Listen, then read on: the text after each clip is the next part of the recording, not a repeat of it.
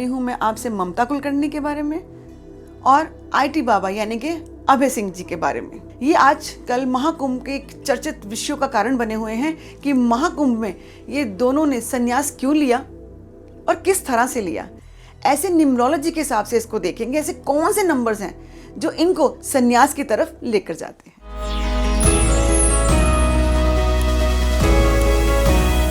नमस्कार, मैं कनिका बंसल, फिर से आपका स्वागत है मेरे YouTube चैनल पे जिसका नाम है खेल अंकों का। हमेशा की तरह इस बार भी मैं एक बहुत ही रोचक टॉपिक आपके सामने लेकर आई हूँ, ममता कुलकर्णी जी के बारे में और अभय सिंह जी के बारे में। किस तरह से इन्होंने संन्यास लिया, ऐसे कौन से डेट ऑफ बर्थ के अंदर नंबर्स थे जो उन्हें संन्यास की तरफ प्रेरित करते हैं या बोलूं संन्यास लेने के लिए अपनी तरफ बढ़ाते हैं। हमारा देश ऋषि मुनि, संतों और योगियों की भूमि है। ये तपोभूमि भी कहा जाता है हमारे देश को। अभी हाल ही में महाकुंभ में इसका हमें जीता जागता उदाहरण दिखा है। संतों, महात्माओं और बड़े बड़े योगियों को उनके दर्शन करने का सौभाग्य जो हमें मिल रहा है महाकुंभ में, इसको बोलना, शब्दों में बताना बहुत मुश्किल है। ये हमारी ही तरह होते हैं साधु संत। फिर क्यों अचानक से ऐसा क्या हो जाता है जो इनका मन गृहस्थी को छोड़कर विराग की तरफ चला जाता है? या क्या ऐसा हो जाता है कि जो माता पिता नहीं दिखते या गृहस्थी नहीं दिखती और मन जो है विराग की तरफ चला जाता है? आज मैं इसी टॉपिक के ऊपर आपसे बात करने जाऊंगी कि ऐसे कौन से नंबर हमारे डेट ऑफ बर्थ के अंदर होते हैं जो हमें विराग की तरफ या ही बोलूं कि आध्यात्मिकता की तरफ लेकर जाते हैं। अभी हाल ही में हम सब ने देखा है कि एक बॉम्बे IIT के अभय सिंह जी जो है महाकुंभ में चर्चाओं का विषय बने हुए हैं। बात करूं तो उन्होंने भी संन्यास धारण किया है। वो आईटी बाबा के नाम से जाने जा रहे हैं। वो क्यों संन्यास की तरफ चले गए, थोड़ा सा केस हिस्ट्री को देखते हैं। उनकी डेट ऑफ बर्थ के बारे में बात करती हूँ। उनकी डेट ऑफ बर्थ है 3/3/1990। जब 3 और 3 की जब मैं उनकी बर्थ चार्ट देखती हूँ तो नंबर 3 जो है वो 2 बार आके उनकी डेट ऑफ बर्थ के अंदर बैठ जाता है। तो नंबर 3 देवगुरु का नंबर है, आध्यात्मिकता का नंबर है। वो हमें कहीं ना कहीं स्पिरिचुअल बनाता है और भगवान की तरफ हमें प्रेरित करता है। सबसे बड़ा कारण जो है ये उनका यही निकल के आता है कि उनको वो किस तरह से अपनी ओर खींचता है। आज बात करने जा रही हूं मैं आपसे बहुत ही दिलचस्प हमारे फिल्म इंडस्ट्री की जानी मानी अभिनेत्री ममता कुलकर्णी जी के बारे में।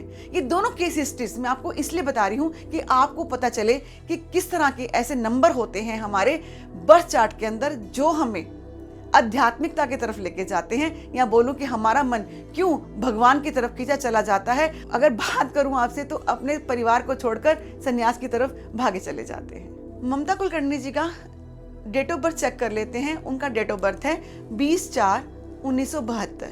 जी हाँ, इनका अगर मैं बात करती हूँ, ड्राइवर जो है इनका निकल के आता है 2 और कंडक्टर जो इनका निकल के आता है, अगर मैं इनकी मंथ को, डेट को और ईयर को अगर मैं टोटल करती हूँ तो 25 पे आता है, जो टोटल करने पे नंबर सिंगल डिजिट 7 पे जाता है। तो इनका ड्राइवर हो गया 2 और कंडक्टर हो गया 7। तो बर्थ चार्ट हम इनका बनाते हैं और इनकी डेट ऑफ बर्थ उसके अंदर फिल करते हैं। देखिए, नंबर 2 जब आ जाता है तो नंबर 2 की जब मैं बात करती हूँ तो नंबर 2 मन का कारक होता है। यानी कि जिस तरह समुद्र में लहरें उठती हैं उसी तरह इनके मन में भी इतनी हलचल होती है कि ये अपने मन को एक जगह स्थिर नहीं कर पाते। चंद्रमा के अकॉर्डिंग इनका मन उतार चढ़ाव इनके मन में लगे रहते हैं। जिस तरह से चंद्रमा 15 दिन बढ़ता है, 15 दिन घटता है, वैसे ही इनके मन की हालत भी रहती है। तो ये अध्यात्मिक की तरफ कैसे चली जाती है ये बताती हूँ मैं आपको। 22, जी हाँ, जब बर्थ चार्ट के अंदर 2 का अंक 2 बार आकर बैठ जाता है तो इनकी इंट्यूशन पावर इतनी जबरदस्त हो जाती है कि आने वाली बातों को ये पहले ही जान जाते हैं। क्या होने वाला है, क्या घटने वाला है, बहुत जबरदस्त इनकी इंट्यूशन पावर होती है। तो इनको पूर्वाभास पहले से हो जाता है। बात कर लेती हूँ नंबर 7 की। नंबर 7 की बात करते ही एक स्पिरिचुअलिटी की तरफ हमारा ध्यान जाता है, आध्यात्मिकता की तरफ ध्यान जाता है। नंबर जो है ये रिसर्च का नंबर है, मोक्ष का नंबर है, आध्यात्मिकता का नंबर है। जब नंबर 7 की बात करती हूँ तो ये हमें कहीं ना कहीं वैराग्य भी देता है। और जब 2 नंबर और 7 नंबर दोनों आपस में मिल जाएंगे, यानी कि ड्राइवर और कंडक्टर के रूप में आपके साथ आपके डेट ऑफ बर्थ के अंदर आ जाते हैं, तो आपकी पूर्वाभास, जी हाँ, आने वाली बातों को पहले से जान जाना, बहुत बढ़िया आपकी सिक्स सेंस इसमें हो जाती है। आध्यात्मिकता की तरफ ये नंबर आपको कैसे लेके जाते हैं ये मैं आपको बताती हूँ। नंबर 7 यहाँ पे भी रिपीट हो रहा है और नंबर 2 भी है जो वो रिपीट हो रहा है। जब ये दोनों नंबर रिपीट हो गए हैं तो ये आपको पूरी की तरह स्पिरिचुअलिटी की तरफ लेकर जाते हैं। आपका मन गृहस्थी में नहीं लगेगा, आपको लगेगा, आपको एकांत चाहिए, आपको ये लगेगा कि आप ध्यान करें, योग करें, भगवान की तरफ आपका कनेक्शन अपने आप ही जुड़ता चला जाएगा। इस तरह से हमने समझा कि कौन से नंबर्स हमें योग की तरफ या संत की तरफ या विराग्य की तरफ लेकर जाते हैं। फिर से इनके बर्थ चार्ट की तरफ चलते हैं और देखते हैं एक बार इनका बर्थ चार्ट। इनका जो वर्टिकल लाइन है यानी कि 4, 9 और 2 की लाइन, देखिए ये भी कंप्लीट होती है। ऐसा सुना जाता है, मतलब मैंने सुना है कि जब ये अपनी स्क्रिप्ट, ये जो फिल्म इंडस्ट्री में थी, तो इन्हें याद करने की जरूरत नहीं पड़ती डायलॉग्स, क्योंकि मेंटल प्लेन है।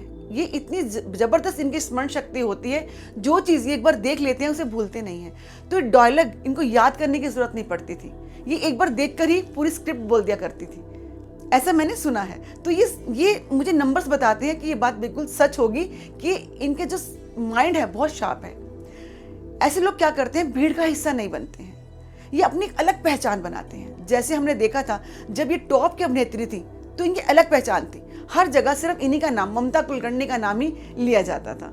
तो आज जब महायोग की बात है यानी कि महाकुंभ की बात है, तो यहाँ भी इन्होंने अपना एक नाम बनाया है, अपनी अलग पहचान बनाई है, यानी कि महामंडलेश्वर की उपाधि लेकर अपनी अलग ही उपलब्धि को इन्होंने हासिल किया है। ये 4, 9 की 2 की लाइन यानी कि अलग पहचान बनाना अपनी, तो इन्होंने उसको साबित कर दिया है। ये पूरी वीडियो बनाने का मेरा एक ही मोटिव था कि आप समझें कि नंबर्स कैसे काम करते हैं हमारी लाइफ में, कैसे हमें सीधा सीधा दिखा देते हैं न्यूमरोलॉजी के हिसाब से कि क्या हम आध्यात्मिक की तरफ जाएंगे, क्या हमारा फ्यूचर रहेगा, क्या हमारे ट्रेंड्स रहेंगे, हम सब समझ जाते हैं न्यूमरोलॉजी के हिसाब से। ये बहुत छोटा सा मेरा एक उदाहरण था आप लोगों को समझाने का। आपको मेरी वीडियो कैसी लगी कमेंट बॉक्स में लिख के ज़रूर बताइएगा। आगे मैं किस टॉपिक पे वीडियो बनाऊं ये भी आप मुझे बताइएगा। आपको मेरी वीडियो पसंद आ रही होंगी ये मैं आशा करती हूं। अगर अभी तक आपने मेरी वीडियो को लाइक और सब्सक्राइब नहीं किया, कर दीजिए और ये वीडियो ज़्यादा से ज़्यादा शेयर कीजिए उन लोगों से जिसके लिए आप समझ गए हैं कि ये डेट ऑफ बर्थ उनकी है। जी हाँ, मैं कहती हूँ कर भला तो हो भला। ये जितनी आप वीडियो शेयर करेंगे हो सकता है किसी और का भी भला हो। चलिए आपसे विदा लेती हूँ, अगली वीडियो में फिर से मिलूंगी एक नए टॉपिक के साथ। मैं कनिका बंसल, नमस्कार।